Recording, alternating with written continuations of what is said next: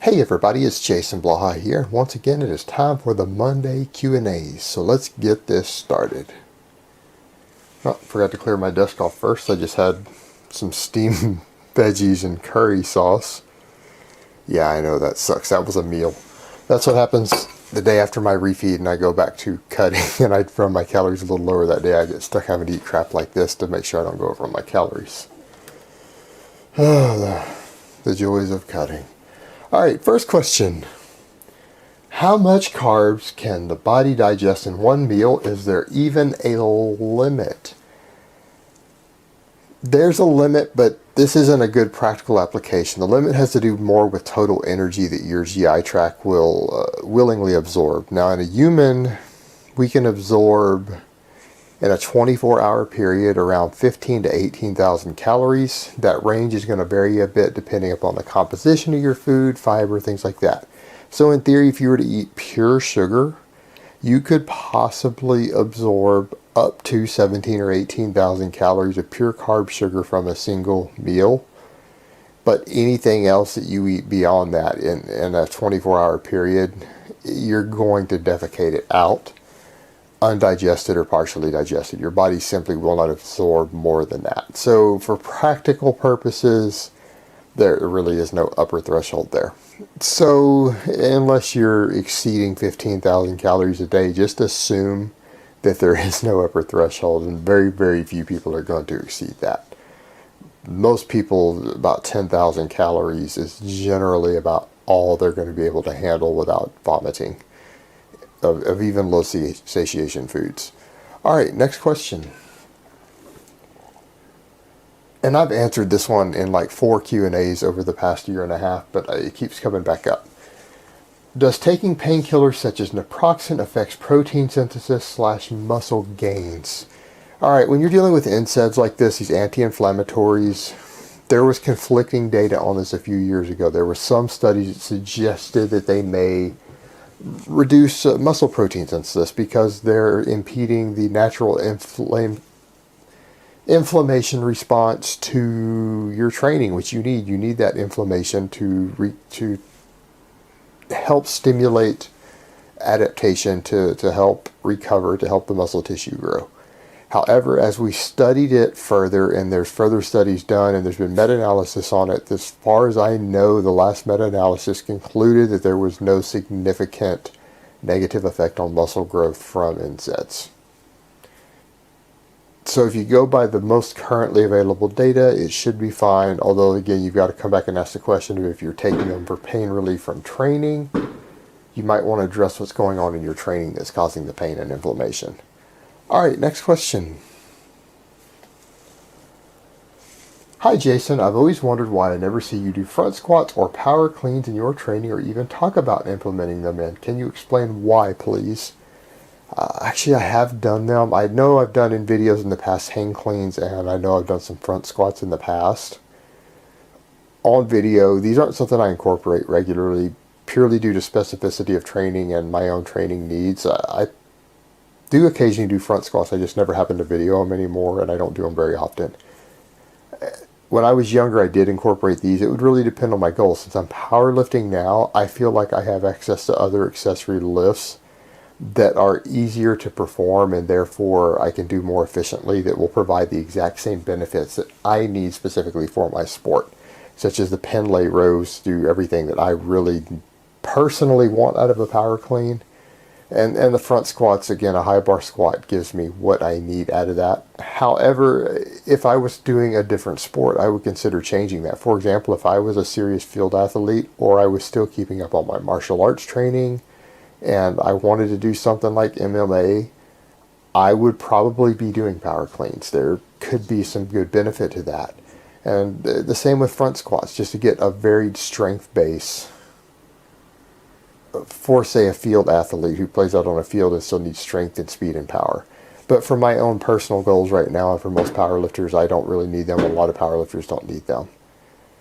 And sorry about that, guys. There are fireworks going off. I'm not sure what holiday is causing this in the UK, but they're probably going to persist all through these videos. Nothing I can do about it, unless I want to go out there and beat somebody's ass.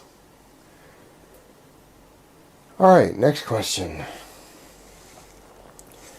Hi Jason, I'm a personal trainer and I would like to know about basic programming for recreational gym users who use phrases like lose weight and tone up. I use a lot of barbell work here and I can try to keep things basic with overload progression. Any input or advice would be appreciated for a recreational, non-athlete, novice gym user. Yeah, you don't really need a complex program. I have that novice program. It's down in, not my novice, but my non-athlete program. It's in the description of every video. It's also in the playlist for programs. Something like that is fine. In all honesty, for someone who doesn't have really serious goals, you can use any basic progression overload scheme, just basic balanced barbell movements. You can train them full body twice a week and they'll be fine towards their goal. These aren't people trying to gain maximum hypertrophy. They just want a good metabolic rate. They want the health benefits. They want to get stronger.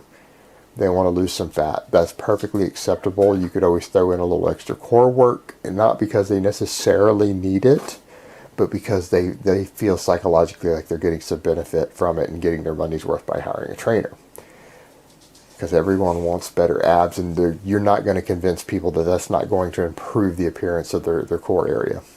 So that's really what they need to be doing, in addition to making sure that they just do enough basic mobility work to be mobile enough for the lifestyle that they personally want to have and for the exercises they do and any other recreational activities that they're interested in doing.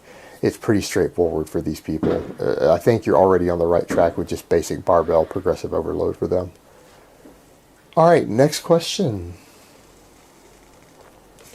Is the semi-sumo deadlift an ideal or at least fitting technique for some people with certain anatomies and mobility issues? In all honesty, no, because the sumo deadlift is really a variation of the deadlift that's invented for powerlifting purposes. And I know you're looking at it from the perspective of mobility, of saying, well, it's got a slightly shorter range of motion, but you're not adequately preparing people to do a normal deadlift. Normally, for most people's purposes, particularly for someone you're training, they're not necessarily athletes, the conventional deadlift is going to be better. Actually, for even athletes, it's generally going to be better for field athletes or anything like that, or for general hypertrophy. The conventional deadlift is going to be better. So your goal should be, with dealing with those mobility issues, is to get them to where they are mobile enough to safely and correctly pull with a conventional deadlift. Using the sumo deadlift for that isn't moving them towards that goal. What I would recommend would be rack pulls, or even better if you have access, pulling off of blocks, starting at a height that they do have the mobility to work with and slowly bringing it down over the course of several weeks or several months until you can get that person mobile enough to pull a conventional deadlift off the floor. Because when you go to something like a sumo or even a semi-sumo deadlift, like those hybrid type deadlifts, you're changing the bar path, you're changing the emphasis on different muscles, and you're not necessarily preparing them correctly to do the deadlift, a conventional deadlift, while you're working on their mobility. Whereas doing it the other way will, over time, help improve their mobility, specifically on the conventional deadlift, to get them to where they can do that exercise correctly, so that it can actually help you be a tool to sort the issue itself out. All right, next question. Are deload weeks really necessary for someone who isn't advanced? When I say things like advanced, I've pissed people off in the past, because I say things like, I define someone as an advanced lifter using a standard that most people will never reach, including on drugs. I actually have given standards for advanced lifters that are beyond where I am currently at as a competitive power lifter. And I don't personally use advanced training protocols. I use intermediate protocols because I know that from where I'm at, that's what will get me to where I want to be fastest. Now, that being said, no, I don't consider deloads to be an advanced technique at all. Novices can actually use deloads. Whether they need them or not is going to depend on a case-by-case basis and a specific basis. But worst case scenario, let's say you put someone on a proper novice program with progressive overload, like my novice program, and they deload every so often. Let's say they deload 3 or 4 times in that first year. They didn't need the deload, but they deloaded correctly anyways, reduced the weight 50%, did that week, recovered a bit. Because they maintained just enough intensity on a deload to avoid any detraining, they didn't actually regress. So if those people hadn't overreached or didn't need to recover, they weren't suffering any inflammation that they needed to recover from with the deload, they didn't get any benefit from it, but they also kept all of their gains most likely. So all they did by taking 4 1-week deloads in a year is set back their progress for the year by a single month. All they did was slow down their progress 1 month, so they only got 11 months worth of progress out of their entire year. The grand scheme of things is not a big deal. So you haven't really lost much of anything if you have a novice deload who didn't need one. But in some cases, if they need it for, say, connective tissue inflammation, or they have pushed too hard and they're stalling due to overreaching, particularly if they're not eating quite enough food, not getting enough sleep is really the biggest one there too. They're not getting enough rest. They might get some small benefits from that deload on occasion. Not everyone's going to. So it needs to be assessed on a case-by-case basis. But again, they haven't really lost anything if they've deloaded correctly either. It'll maintain where they're at. They just don't progress for that week. All right, next question. I am 22 years old, 5'9.5", and weigh 217 pounds. I have been lifting weights and trying to be fit since 2012, when I weighed 331 pounds. Wow, this guy's lost over 100 pounds in 2 years. That's pretty good. And it was an absolute joke physically. My father actually died of morbid obesity when I was 15 years old at the age of 38. My question for you is, should I seek to lose 1 pound a week or 2? I use Myfitnesspal, which currently has me on 1930 calorie limit. For a 2 pound a week cut, it would put me at 1400, which is incredibly low. A couple points there. The fact you've lost over that 100 pounds and you're still working at this, and you haven't given up and you're still making progress, is very commendable. So you've done an excellent job there. I mean, how many people out there who want to lose weight and have started at that have failed to do what you've done? So you're already doing good. It also sucks about your dad, and I can see why that would motivate you a lot. And as someone who lost a parent at a decently young age, I lost my mother when I was in my 20s. So I'm not quite as bad as losing a parent at 15, but I do understand that. And it does suck, and it does change your life dramatically. In your case, it might have done something, taken that negative event and pushed you in a positive direction of saying, hey, I don't want the same thing to happen to me. And that's good. You can use that experience for a powerful positive motivator like that. Now, as far as those calories, that seems excessively low, especially at 217 pounds at 22 years old. If you're active, you should be able to lose weight just fine on that 1900. I wouldn't try to lose 2 pounds a week and drop it down to 1400. Stay on the 1900. I might even bump it to 2,000 and just continue to lose weight slowly. If you lose a pound a week or half a pound a week at this point, doesn't matter. What I mean is, let's say that your goal weight is you're wanting to get down to 180 because you feel like 180 you'll be a really healthy body fat, decently lean with the amount of muscle you have. You've already lost over 100 pounds. That's what, another 37 pounds? If you lose half a pound to a pound a week, that's only another year. You've been at this over 2 years. And you've clearly made this a part of your lifestyle. What's one more year? I would say do that. The slow and steady wins the race with something like this one. This is clearly something you're doing as a lifestyle choice. You're doing it as a health choice, a fitness choice. Just take another year to get to reach your goal weight. Just do it nice and slow.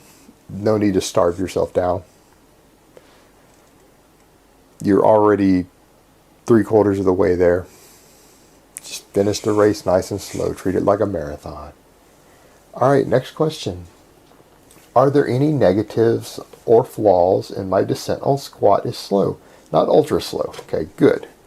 I find I'm much tighter this way and so much easier on my groin. When I speed it up, I'm loose. I'm a novice. Okay, the fact that you're a novice, I'm okay with a slow negative, because if it's able to help you stay tighter while you're still learning your squat, because it can take you up to a year to get your squat down. It could take you, some people, it could take you 4 or 5 years to really get good at your squat. So that first year, you're still mastering the technique. You're uneasy with it. you're finding that you've got to go slower rather than just drop and pop it to maintain tightness, then go ahead and do that. Just don't let it be ultra slow. It just needs to be controlled. And it sounds like that's your issue, is that you just need it slow enough to be controlled while you're still getting comfortable with the form and getting comfortable with heavy weight. And if that's what you need to do for the next 6 months to maintain the tightness that you need, then by all means continue to do so. You don't want to get loose on your squat if you can avoid it. Now, you can get a little loose, but it sounds to me like you realize you're getting too loose when you go down slow, in particular if you're feeling it hurts your groin, you're getting muscle pulls. Yeah, just keep it slow enough that you've got it under control and that you're comfortable with it. And maybe eventually when you get more comfortable with using a heavy weight in another 5 or 6 months, play around with dropping it faster again. Alright guys, but that's really all I have to say on that today. I hope it has been informative, and I will talk to you guys next time in part 2.